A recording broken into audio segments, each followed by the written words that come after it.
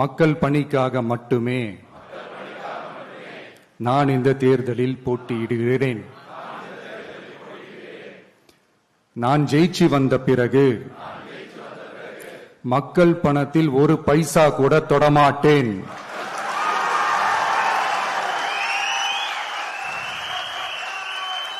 ஊழல் கரை படியவே விடமாட்டேன்.